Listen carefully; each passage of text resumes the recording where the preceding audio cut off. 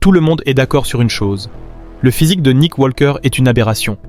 Voici des images de lui à un jour de concourir, dans une définition maximale. Et voici à quoi ressemble son abdomen lorsqu'il est détendu. Et quand il pose, on dirait qu'il fait de la magie, comme s'il arrivait à donner l'impression d'avoir une taille totalement différente. Cependant, comment est-il possible qu'un top 3 de l'Olympia se présente ainsi lorsqu'il ne pose pas ? À ce sujet, on a tout entendu.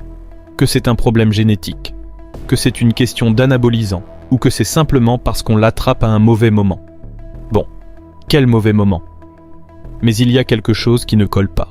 Tout le monde semble d'accord pour dire que c'est un problème évident. Et pourtant, nous parlons d'un top 3 Mister Olympia. Que se passe-t-il ici avec Nick Walker ? Est-ce que les juges ne tiennent pas compte de ces moments où l'on constate cette distension abdominale ? Est-ce sa génétique qui fait que lorsqu'il exécute parfaitement ses poses, on ne remarque pas ce problème ? Alors, est-ce cela que l'Olympia note ? Cependant, ne nous trompons pas. Nous savons tous qu'ici, la moitié du temps, il souffre pour maintenir son abdomen rentré. C'est pourquoi, aujourd'hui, je voudrais répondre à cette question. Que se passe-t-il avec le physique de cet homme, un physique pas très esthétique, mais qui est top 3 de l'Olympia ? Il doit bien y avoir quelque chose qui l'explique. Ce que beaucoup ignorent, c'est que cet homme, avant d'être connu, a disparu en 2016 pendant 4 ans pour revenir en 2020 et choquer tout le monde du culturisme. Le cas de Nick Walker est totalement paradigmatique, car en un an, il est passé de ressembler à ceci, à ressembler à cela. Il nous raconte tout cela, tout en un an. Évidemment, nous savons tous ce qu'il y a derrière un changement physique d'une telle ampleur, un changement pas très sain, disons-le ainsi. Mais ce qui se cache derrière ce changement de seulement 4 ans, c'est cela, ce Nick Walker de 2016. C'est pourquoi je veux revenir à ses bases, car ceci n'est en aucun cas un mauvais abdomen. Voici son frère. C'est pourquoi je crois que sa base génétique ne doit pas être remise en doute. Regardez comme ici, il avait une taille totalement esthétique. J'irais même jusqu'à dire que sa section médiane, sur cette image, était un point fort. Regardons Nick Walker en 2011. Cette image démontre qu'il avait réellement une génétique incroyable. Il avait 16 ans ici. Si nous passons ce Nick Walker à notre fameux test génétique, nous savons que cette taille-là, avec ses obliques, vaut un 10. Puisque nous y sommes, faisons l'exercice de noter les insertions de Nick Walker. Rappelez-vous que ce test est disponible sur mes stories Instagram. Suivez-moi, vous trouverez le test. Dans le cas de Nick Walker, je vois clairement un 6-pack symétrique, une très bonne note. Son pectoral, je dirais, n'est pas son point fort. Il n'a pas le pectoral d'Arnold, mais il n'est pas mauvais non plus.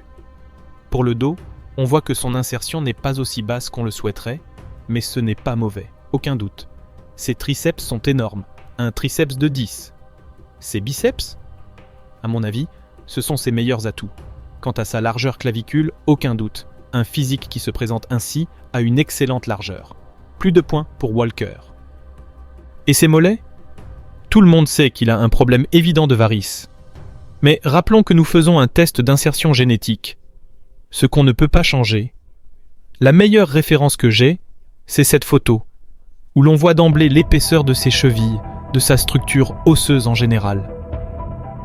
Malgré les varices, je ne vois pas un mauvais mollet. Ce n'est pas l'insertion de Tom Platz, mais ce n'est pas non plus celle de Larry Wheels. Je considère donc que c'est un juste milieu.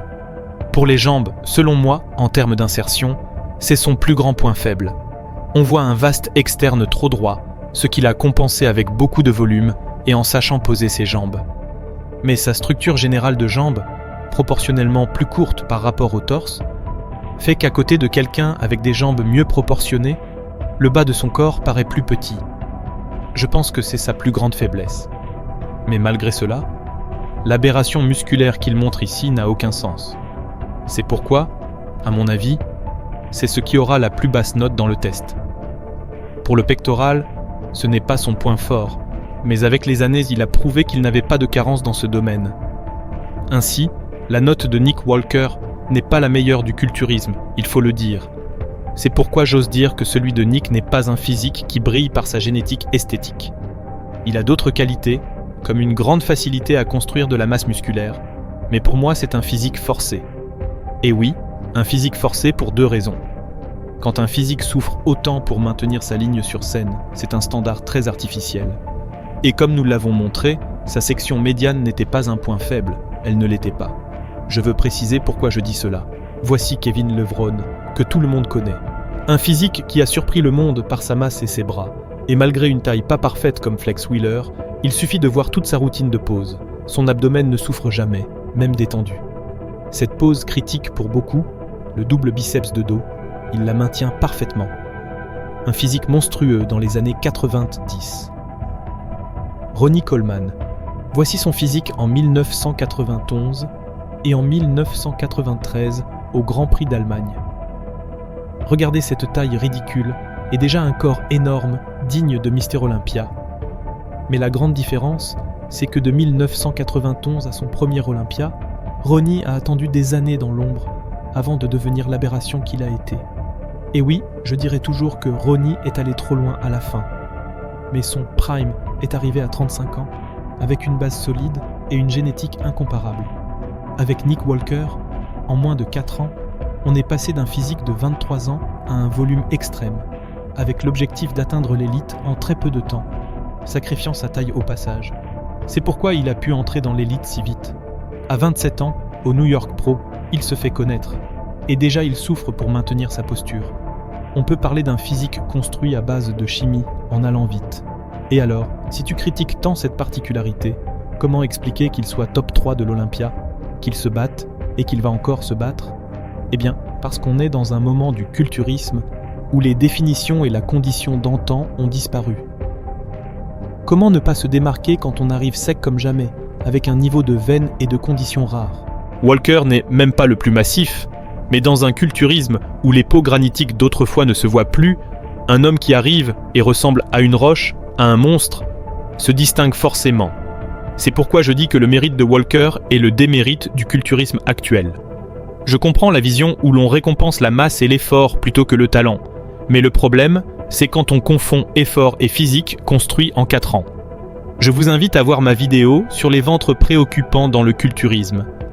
Jugez par vous-même comment, dans les années 90, masse et esthétique allaient ensemble.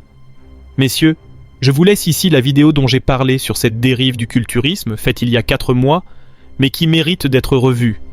Sur ce, je vous dis au revoir. À bientôt dans la prochaine vidéo.